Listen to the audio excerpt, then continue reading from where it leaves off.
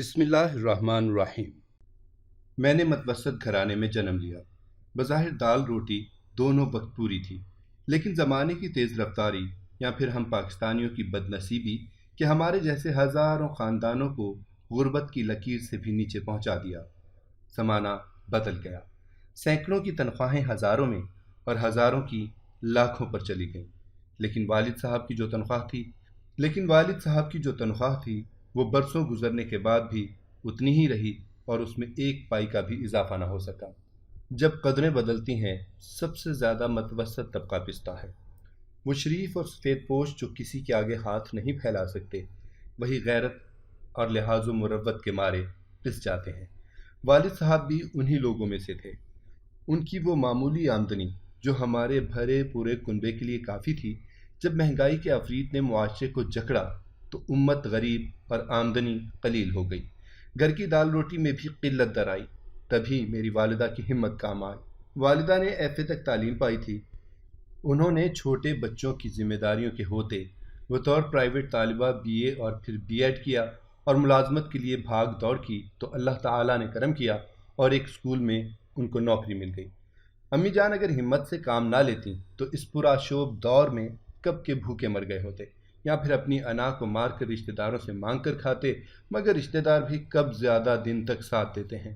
بلا تامل کہتی ہوں کہ آج ہمارے پاس جو کچھ بھی ہے ہماری ماں کا دیا ہوا ہے۔ والد صاحب نے ہم کو کچھ نہیں دیا، ایسی بات نہیں، لیکن وہ طبعاً کچھ سست واقع ہوئے تھے۔ عمر بھر ایک معمولی ملازمت پر قناعت کیے رہے اور کسی دوسری اچھی نوکری کے لیے ہاتھ پاؤں نہ مار سکے اور نہ ہی آمدنی بڑھانے پر توجہ دی۔ امی جان جب ملازمت کو جا رہی تھیں اور ملازمت بھی نئی نئی ملی تھی کہ میں پیدا ہو گئی۔ تینوں بہنیں اسکول جاتی تھیں، چھوٹا بھائی تھا، امی اس کو ساتھ لے جاتی تھیں۔ میری پرورش مسئلہ بن گئی۔ اسی آڑے وقت میں نانی اماں کام آئیں، ورنہ تو امی جان کو ملازمت چھوڑنی پڑتی۔ انہوں نے مجھے پالنے کا ذمہ لے لیا اور میں 1 ماہ کی بچی نانی کے گھر پہنچا دی گئی۔ پالنے میں پڑے ہوئے بچے کو کیا خبر اس کے ماں باپ کون ہیں اور کون اس کی پرورش کر رہا ہے۔ ننھیال خوشحال تعلیم یافتہ اور سلجھے ہوئے لوگ تھے۔ گھر میں ماحول پرسکون تھا۔ مجھے ماموں، نانی اور خالاؤں کا بے حد پیار ملا۔ پالنے سے بچپن اور وہ لڑکپن کی عمر کو پہنچ گئی۔ نانی اور خالہ سے اتنی مانوس ہو گئی تھی کہ پھر ان کے ہی پاس رہ گئی۔ جب باشعور ہو گئی یہ ضرور سوچتی تھی کہ والدین کا گھر اپنا گھر ہوتا ہے، آخر کبھی تو وہاں جانا ہی ہوگا۔ میں بہت کم والدین کے گھر جاتی تھی۔ کبھی جب امی کو زیادہ چھٹیاں ملتیں، وہ نانی کے گھر فون کرتیں، تب میں بڑی امی کے ساتھ والدین کے گھر رہنے چلی جاتی تھی۔ نانی کو میں بڑی امی کہا کرتی تھی۔ والدین کے گھر کا ماحول بہت مختلف تھا، جبکہ میں ایک پیارے بھرے اور پرسکون ماحول کی پروردہ تھی۔ وہاں کے گھر کی فضا میں میرے بھائی بہنوں کی لڑائیاں، جھگڑے اور چیخ و پکار تھی، جس کی میں عادی نہ تھی۔ تبھی میں وہاں جا کر خوفزدہ ہو جاتی تھی۔ میرا بھائی اشر اکلوتا ہونے کی وجہ سے لاڈلا تھا۔ ماں باپ کے بے حد پیار نے اسے بگاڑ دیا۔ وہ ہٹ دھرم اور ضدی ہو گیا، پڑھنے میں دلچسپی نہ لیتا، ہر قسم کی پابندی اسے کھٹکتی تھی۔ والدین اس کی کوئی خواہش پوری نہ کرتے تو چیزیں پٹختا، توڑ پھوڑ کرتا تھا۔ غرض اس کی ضدی طبیعت سے خوف آنے لگا۔ وہ جو چاہتا تھا کر گزرتا تھا۔ بڑی بہنیں بھی اس سے ڈرتی تھیں۔ والدہ ملازمت کے سبب گھر کی طرف پوری توجہ نہ دے سکتی تھی۔ بڑی بہن کو اسی وجہ سے اسکول سے ہٹا لیا کہ وہ گھر سنبھالتی تھی۔ والد لاپرواہ مزاج کے مالک۔ میری بہنیں پڑھائی سے زیادہ ٹی وی اور فیشن کی طرف متوجہ ہو گئیں۔ پہلے وہ مجھ سے پیار سے ملتیں، پھر ان کا رویہ میرے ساتھ بھی ناقابل فہم اور بہت عجیب ہو گیا۔ بچپن سے جہاں میں رہ رہی تھی مجھے ہر طرح کا آرام تھا۔ نانی نے تمیز اور طریقے کی ہر بات سکھائی، جبکہ گالم گلوچ اور لڑنا جھگڑنا بہنوں کی عادت تھی۔ ماں باپ کے گھر جانے کی آرزو ختم ہو گئی کیونکہ ان کے گھریلو ماحول سے مجھے نفرت ہو گئی تھی۔ ماموں کو میری پڑھائی کی فکر رہتی تھی اور میں ان کے پاس دل لگا کر پڑھتی تھی۔ اسکول میں اچھی طالبہ تھی اور امتحان میں شاندار نمبروں سے پاس ہوتی تھی۔ یوں میں نے ایف اے کر لیا۔ ماموں کی شادی کے 2 ماہ بعد رضائے الہی سے نانی وفات پا گئیں۔ میرے لیے تو وہ ماں کا درجہ رکھتی تھیں۔ ان دنوں بہت ملول تھی۔ کہ ایک روز مومانی نے کسی بات پر ڈانٹ دیا۔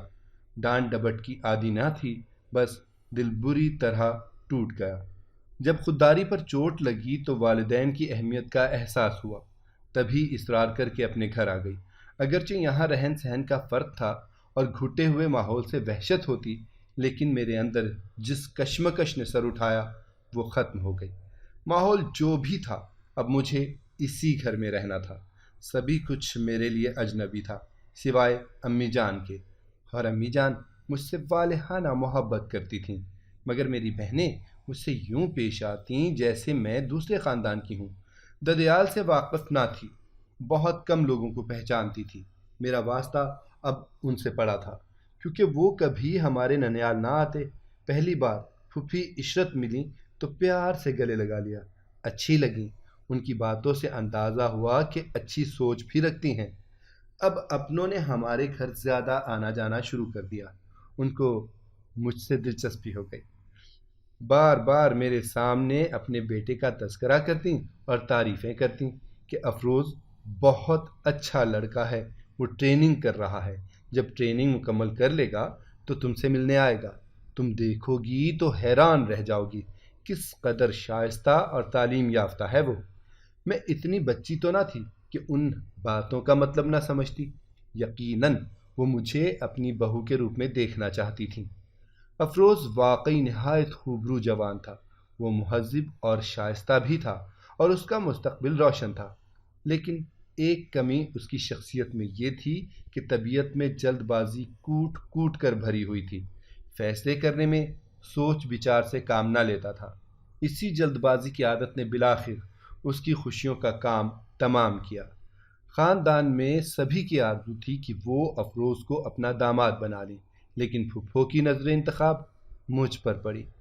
مجھے بھی فخر سا محسوس ہوا، اتنی لڑکیاں چھوڑ کر انہوں نے مجھے پسند کر لیا ہے۔ وہ بیٹے کے انتظار میں تھیں کہ افروز آئے تو ابو امی سے میرا رشتہ مانگ لیں۔ جب افروز ٹریننگ مکمل کر کے لوٹا، ماں نے میرا نام اس کے سامنے رکھ دیا۔ تبھی وہ بولا، امی جان، میں نے عالیہ کو کبھی شریک حیات بنانے کا نہیں سوچا، کیونکہ وہ ہمارے خاندان سے دور پلی بڑھی ہے، معلوم نہیں کس مزاج اور کن عادات کی مالک ہے۔ بچپن میں ایک دو بار دیکھا تھا، میں اس کے ساتھ شادی کا رسک نہیں لے سکتا۔ آپ میری شادی بڑی خالہ کی بیٹی لائبہ سے کرا دیں، لائبہ مجھے پسند ہے۔ بڑی پھپھو کا گھر چھوٹی پھپھو کے مکان سے قریب تر تھا اور ان کا ہر وقت کا آنا جانا رہتا تھا۔ افروز اور لائبہ بچپن میں ساتھ کھیلے تھے اور ایک دوسرے کو اچھی طرح جانتے تھے۔ لائبہ اگرچہ پھپھو کو پسند نہ تھی، مگر بھانجی تھی، وہ بیٹے کی فرمائش سن کر خاموش ہو گئیں۔ وہ تو بیٹے کی محبت سے مجبور تھیں، اور ایسی مجبوری پر بڑی پھپھو کی باچھیں کھل گئی تھیں۔ افروز کا رشتہ گرچہ لائبہ سے ہو گیا، لیکن وہ ہمارے گھر بھی متواتر آنے لگا، مجھ سے خوب باتیں کرتا۔ میرا زیادہ دھیان پڑھائی کی طرف تھا، پھر بھی اس کا دل رکھنے کو افروز سے بات چیت کر لیا کرتی تھی۔ اس کا ہر روز آنا اور ہم سے گھل مل جانا عجیب سا سلسلہ تھا، جو کبھی کبھی مجھے الجھا دیتا تھا۔ میں اس کے بارے میں سوچنے لگی، مگر اس کی چاہت کو دل کا روگ نہ بنایا۔ جانتی تھی کہ لائبہ سے اس کا رشتہ طے ہے۔ میرا لہجہ، انداز، رکھ رکھاؤ اور بہنوں سے مختلف تھا، تبھی خاندان والوں کی نظریں مجھ پر پڑ جاتی تھیں۔ وہ میری بہنوں کے اطوار پسند نہ کرتے تھے، ان کے رشتوں کے لیے دلچسپی نہ رکھتے، مگر سبھی مجھے پسند کرتے تھے۔ بہنوں نے اس فرق کو محسوس کیا، ان کے رویوں میں بھی مثبت تبدیلیاں آنے لگیں۔ وہ مجھ سے متاثر ہوئیں، خود کو میری طرح ڈھال رہی تھیں۔ اس بات کی مجھے بہت خوشی تھی۔ ایک روز عجیب خبر ملی کہ افروز نے لائبہ سے شادی سے انکار کر دیا ہے۔ اس کی کچھ باتیں نازک مزاج کو ناگوار گزریں تو دونوں میں تو میں ہو گئی۔ افروز ایک جلد باز آدمی تھا، گھر آ کر ماں سے منگنی توڑنے کا اصرار کرنے لگا۔ ماں بیٹے کی ضد سے مجبور ہو گئی، سگی بہن کو جواب دینا پڑا، جس کی وجہ سے دونوں بہنیں ایک دوسرے سے دور ہو گئیں۔ افروز نے لائبہ کو جلانے کی خاطر اس کی چچا ذات سے ناتا جوڑ لیا، جس کا نام شیریں تھا۔ شیریں کا گھر بھی لائبہ کے گھر سے قریب تھا۔ اب وہ ماں سے مصر ہوا کہ شیریں کے والدین سے رشتہ مانگو۔ ماں بیچاری دم بخود کیا کرے؟ جب بیٹے نے کسی طور چین نہ لینے دیا تو ماں ان کے در پر گئی۔ شیریں کے والدین کو علم تھا کہ ان کی بیٹی افروز کو پسند کرتی ہے۔ انہوں نے رشتہ دینے میں دیر نہ کی۔ یوں سارے خاندان میں ہاہاکار مچ گئی کہ عجیب ہوا ہے، جو لائبہ کے چچا اور چچی نے اسی لڑکے کو داماد قبول کیا ہے جس سے ان کی بھتیجی کی منگنی ٹوٹی ہے۔ خیر، بیٹی سے پیار کرنے والوں کو اپنی بیٹی کی خوشی عزیز تھی، ان کو کب کسی کی پرواہ تھی۔ یوں بھی لائبہ کی امی سے اس کی چچی کے تعلقات کچھ ٹھیک نہیں تھے۔ کشیدگی میں اور اضافہ ہو گیا۔ یہ افروز کا ایک وقتی اور جذباتی فیصلہ تھا۔ اس نے جذبات میں آ کر ماں سے کہا تھا کہ وہ لائبہ سے منگنی توڑنا چاہتا ہے۔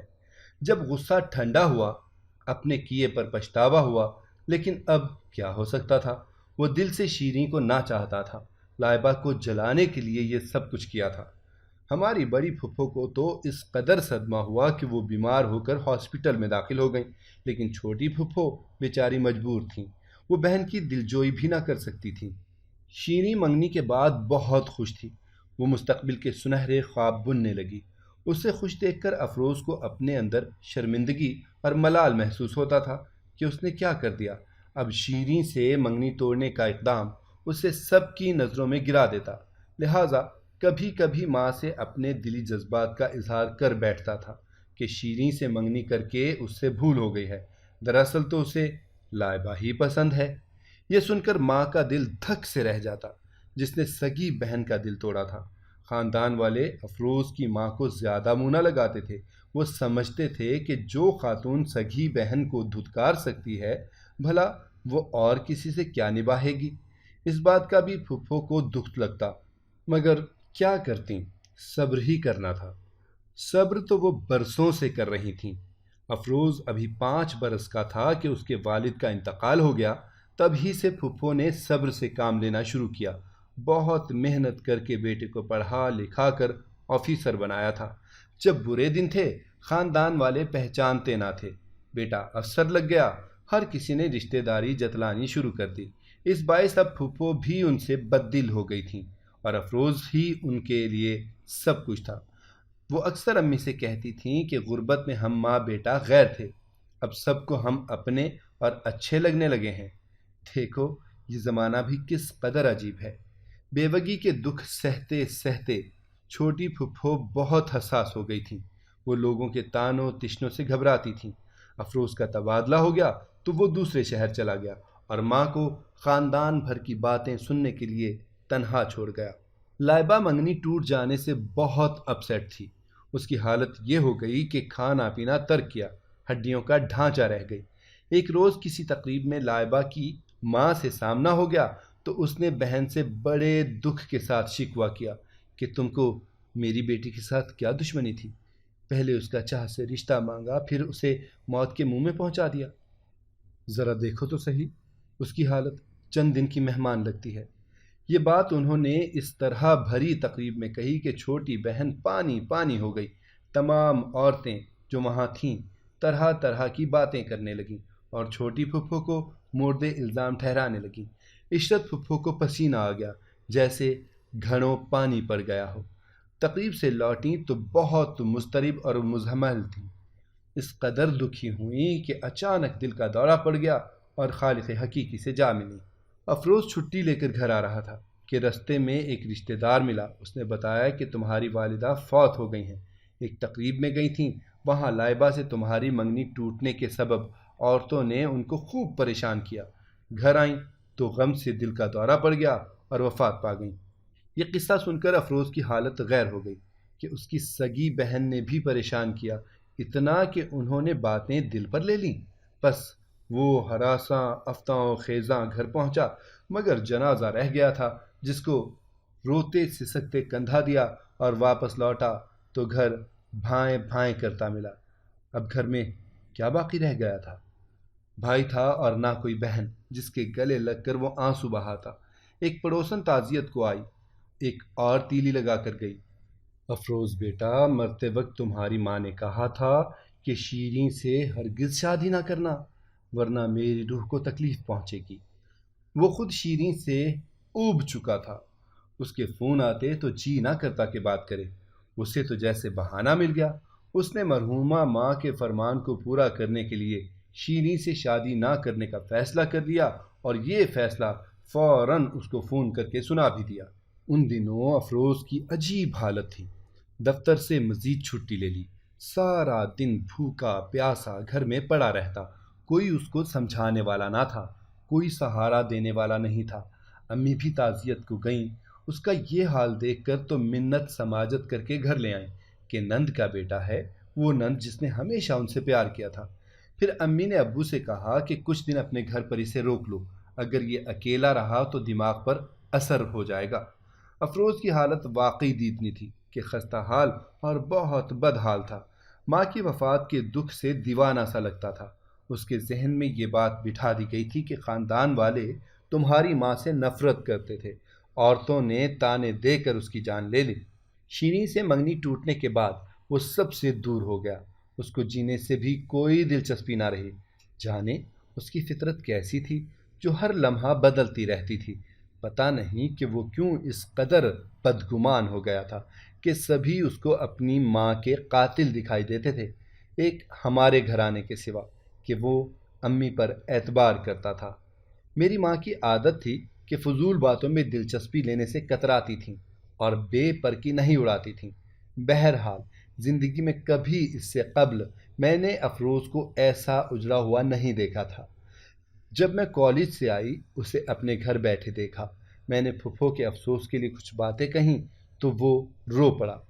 تب ہی میرے دل میں اس کے لیے جگہ پیدا ہو گئی اور اس کی دلجوئی کے لیے ادھر ادھر کی باتیں شروع کر دیں۔ اس کی دلجوئی کی خاطر پھر میں نے کالج سے چھٹیاں لے لیں تاکہ جتنے دن وہ ہمارے گھر رہے اس کا دل لگا رہے۔ وہ میری سب بہنوں سے زیادہ مجھ سے باتیں کرتا تھا۔ ایک دن کہنے لگا، عالیہ تم سب سے کتنی مختلف ہو، تم واقعی خوبصورت ہو، اپنی صورت سے بھی اور اپنی سوچوں سے بھی۔ کاش میں امی کے انتخاب پر اعتبار کر لیتا، تم ہی ان کی پسند تھی، وہ تم ہی کو بہو کے روپ میں دیکھنا چاہتی تھیں، لیکن میں کم فہم اور نادان ان کا کہا نہیں مانا، اور آج میری ماں بھی اسی غم میں چلی گئیں۔ یہ باتیں اس نے ایسے کہیں جیسے دل سے کہیں ہوں۔ مجھے جاتے ہوئے اپنا ایڈریس بھی دیا کہ خط لکھنا۔ جب وہ چلا گیا میں نے خط نہ لکھا تو اس نے خود ہی لکھ دیا۔ پھر خط پر خط آنے لگے، تبھی مجھے جواب دینا پڑا۔ پھر یہ سلسلہ چل نکلا۔ اس کے خطوط نے میری پسندیدگی کو چاہت میں بدل دیا، مگر میں نے اظہار نہ کیا۔ وہ بار بار خطوط میں اپنی چاہت کا اظہار کرتا تھا۔ اس کی باتیں دل میں گھر کرنے لگیں، مگر میں محتاط ہو گئی۔ پھر جب وہ چھٹیوں میں آیا تو اس نے باتوں باتوں میں مجھ سے کہا کہ وہ واقعی اپنی پھوپھو کی بیٹی لائبہ ہی کو پسند کرتا ہے، مگر خود منگنی ختم کر کے اس کو گنوا چکا ہے، اب کیسے دوبارہ تعلق جڑ سکتا ہے؟ میں حیران ہو کر اس کی باتیں سنتی تھی۔ ایک روز کہا کہ اگر تم ابھی تک لائبہ کے شہر سے نہیں نکلے تو پھر کیوں اس کی چچا زاد شیریں سے ناطا جوڑ لیا تھا؟ کہنے لگا اس کو کسی بات کی سزا دینا چاہتا تھا، لیکن اب دوبارہ اسے منانا چاہتا ہوں۔ سمجھ میں نہیں آتا کیسے مناؤں؟ تب میں سوچنے لگی کہ یہ کیسا انسان ہے جو فیصلے بدلنے میں دیر نہیں لگاتا، دوسروں کی زندگی کو کھیل سمجھتا ہے۔ میں اس سے پیار کرنے لگی تھی، اسے دل سے شاد دیکھنا چاہتی تھی، لہٰذا کچھ نہ کہا اور اس پر بھی ظاہر نہ ہونے دیا کہ اس کے لیے دل میں چاہت کے جذبات رکھتی ہوں۔ وہ واپس ڈیوٹی پر چلا گیا۔ مجھے خطوط لکھتا اور محبت بھرے اشعار بھی لکھ دیتا تو میں دوست سمجھ کر اس کا مان توڑنا نہ چاہتی تھی، مگر میرے ذہن میں یہ بات جم گئی تھی کہ وہ لائبہ کو چاہتا ہے، وہ میرا نہیں کسی اور کا ہے۔ ایک روز امی جان نے مجھے یہ کہہ کر حیران کر دیا کہ تمہاری کیا مرضی ہے، افروز تم کو بہت چاہتا ہے اور مجھ سے تمہارے رشتے کے لیے منتیں کر رہا ہے، وہ اپنا مکان اور سب کچھ تمہارے نام کرنے کو تیار ہے۔ میرا دماغ چکرا کر رہ گیا کہ یہ سب کیا ہے۔ ادھر مجھے دوست کہہ کر دل کی باتیں بتا کر جاتا ہے، لائبہ سے ابھی تک محبت کے افسانے سناتا ہے، اور ادھر میں نے اپنی سہیلی کو بتایا۔ اس نے کہا کہ اس کی نفسیات یہ ہے کہ دوسری لڑکی سے محبت کا افسانہ سنا کر تمہارے دل میں جلن جگاتا ہے۔ کچھ آدمی اسی قسم کے ہوتے ہیں، جس سے پیار کرتے ہیں اس کو یہی جتلاتے ہیں کہ وہ کسی اور سے پیار کرتے ہیں، دراصل وہ تم سے ہی پیار کرتا ہے۔ یہ عجیب سی کہانی تھی جو میری سمجھ سے باہر تھی۔ میں نے ان باتوں پر توجہ نہ دی اور اس بات پر یقین قائم رکھا کہ وہ کسی اور کو چاہتا ہے، مجھ کو نہیں۔ مجھ سے صرف دل کی باتیں شیئر کرتا ہے۔ اس بار وہ آیا تو میں نے کہا، افروز، تم کیوں مجھے ایسے خط لکھتے ہو؟ آخر ان خطوط کے لکھنے کا کیا مقصد ہے، جبکہ لائبہ تمہارے دل کی دنیا پر جاگزین ہے؟ عالیہ، در حقیقت میں تم کو ہی پسند کرتا ہوں، تم سے ہی شادی کرنا چاہتا ہوں۔ باقی جو باتیں کرتا رہتا ہوں وہ سب فضول ہیں، ان میں کوئی حقیقت نہیں ہے۔ لائبہ اور شیریں اب میرے لیے کوئی اہمیت کی حامل نہیں ہے۔ میرا انداز ہی ایسا ہے، تم مجھے سمجھ جاؤ۔ وہ یہ باتیں کہہ کر چلا گیا اور میرا سکون لٹ گیا۔ دن رات سوچوں میں غرق رہنے لگی۔ اس کے خط پر خط آنے لگے۔ یہ خط میری بہن جو گھر میں ہوتی تھی وصول کر لیتی تھی، لیکن ایک روز افروز کا ایک خط ابو کے ہاتھ لگ گیا۔ ابو نے میری بہت بے عزتی کی، اور جب وہ ہمارے گھر آیا تو ابو نے اس کی بھی بے عزتی کی۔ بھانجے صاحب، تم نے ہمارا ہی گھر تاڑ لیا ہے۔ جب سب نے ٹھکرا دیا، ہم نے ہمدردی کی، پیار دیا۔ اس کا یہ صلہ کہ میری بیٹی کو خط لکھتے ہو۔ اگر شادی کرنا چاہتے ہو تو عزت داروں کی طرح سیدھے سبھاؤ ماں باپ سے رشتہ مانگتے۔ یہ چوری چھپے میری بیٹی کو محبت نامے لکھنا کیا معنی رکھتے ہیں؟ آئندہ ہمارے گھر قدم رکھا تو حشر کر دوں گا۔ ابو کی ڈانٹ ٹپٹ سے اس قدر دل شکستہ ہوا کہ وہ دوبارہ ہمارے گھر نہ آیا، بلکہ اس نے بڑی پھپھو کو منا کر لائبہ سے شادی کر لی اور اسے اپنے ساتھ لے گیا۔ جس روز اس کی شادی کا دعوت نامہ ملا، دکھ سے بے حال ہو گئی۔ لگتا تھا کہ دل بند ہو جائے گا۔ سوچا اس نے پھر جلد بازی کی ہے۔ ابو کی ڈانٹ سہ کر امی سے بات کرتا تو یقیناً بات بن جاتی۔ امی اس کو میرا رشتہ دینا چاہتی تھیں، مجھے بار بار سمجھاتی تھیں کہ افروز اچھا لڑکا ہے، تم راضی ہو جاؤ، اس کا کوئی نہیں ہے، وہ ہمیشہ ہمارا بن کر رہے گا۔ مگر افروز نے تو مہلت ہی نہ دی، جھٹ پٹ اپنی شادی کا فیصلہ کر لیا۔ کاش یہ اس کا صحیح فیصلہ ہوتا، مگر میں جانتی تھی کہ اس کا فیصلہ صحیح نہیں ہے۔ وہ لائبہ کے ساتھ خوش نہ رہ سکے گا۔ وہ بڑی تیز مزاج کی لڑکی تھی۔ وہی ہوا جس کا ڈر تھا۔ وہ لائبہ کے ساتھ خوش نہ رہ سکا۔ اس سے شادی کے بعد بھی میری یاد ستاتی اور تڑپاتی رہی۔ وہ روز ہی لائبہ کو یہ بتاتا تھا کہ وہ مجھ سے محبت کرتا ہے، وہ مجھے بھلا نہیں سکتا، وہ میرے بغیر خود کو ویران اور ادھورا تصور کرتا ہے۔ کوئی بیوی یہ باتیں بھلا کب تک سنتی اور برداشت کرتی؟ آخر لائبہ کے صبر کا پیمانہ لبریز ہو گیا۔ ایک دن جھگڑا ہوا اور وہ روٹھ کر میکے آ گئی۔ پھر اس نے طلاق مانگ لی اور واپس افروز کے پاس جانے سے انکار کر دیا۔ میری شادی اپنے ابو کے دوست کے بیٹے سے ہو گئی۔ میرے شوہر اچھے انسان ہیں، وہ ایک نارمل شخص ہیں، دل لگا کر محنت کرتے ہیں اور جو کماتے ہیں میری جھولی میں لا ڈالتے ہیں۔ لیکن عجیب بات ہے کہ مجھے اب تک وہ ایب نارمل شخص نہیں بھولتا۔ جب تنہائی میں بیٹھتی ہوں وہ یاد آ جاتا ہے۔ سنا ہے وہ بھی ابھی تک مجھے نہیں بھلا پایا۔ آج بھی جب میری یاد آتی ہے اس کی آنکھیں۔ اگر آپ کو ہماری کہانی پسند آئی ہے تو اسے لائک کریں، شیئر کریں اور ہمارے چینل کو سبسکرائب کریں۔ اگلی کہانی تک کے لیے اجازت دیجیے۔ اللہ حافظ۔